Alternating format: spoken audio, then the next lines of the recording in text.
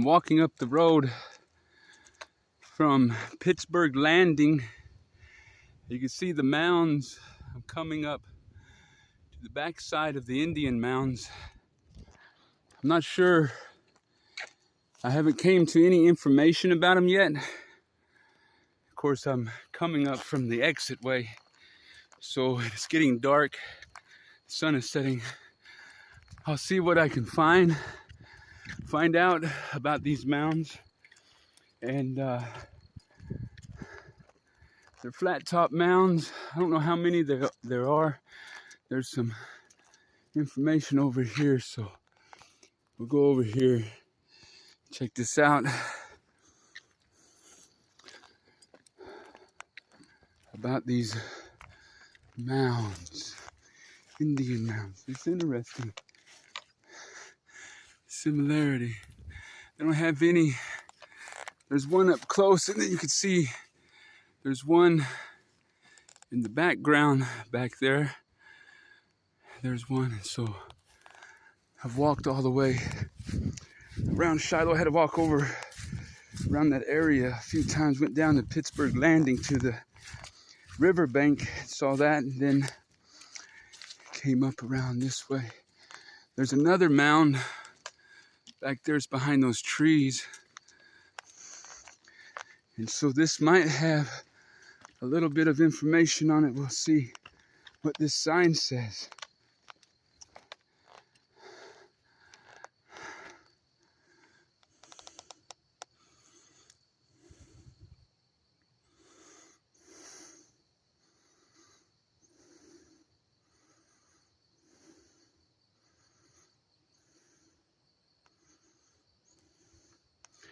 Besides elevation, a person's social status may have been related to whether he or she lived near the center of town. A prominent family, for example, must have lived here. Small house mound before the road, because their house was next to one of the large platform mounds. Small pieces of mica were found in the collapsed debris of the house. Mica, a valuable mineral used to make ornaments or pigments, comes from the southern Appalachians over 100 miles away. Flint drill bits and sandstone saw blades also were discovered here. Lower class citizens would not have had such ornaments and tools or the time to make or use them. Now, I do not know how they arrive at that information and come to that conclusion. Some of this stuff is just coming out of a classroom. I mean, I know there are some on-field archaeologists that examine, but they're trying to use their way of thinking to define and describe a civilization that was totally different and far removed from ours. Their way of thinking and stuff, we cannot take our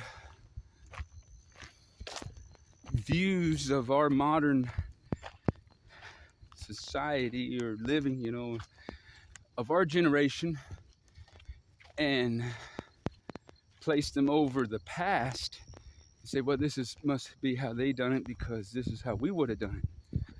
Or they could have done it totally different in a way that we don't even think of. I mean, some of the technology that they've built things with, we don't even know how they built and what they used. So they were definitely superior in knowledge in certain areas than we are today, it seems like. Very interesting about the mounds.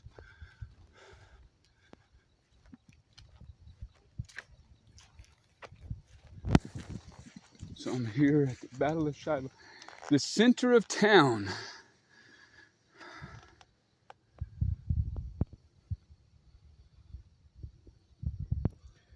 This is their idea of what it looked like.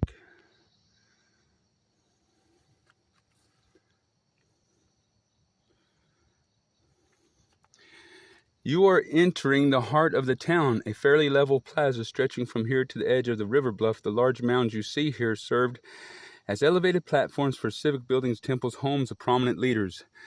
Between 1100 and 1300, this town was one of the largest and most impressive communities along the entire river. Several hundred people lived here.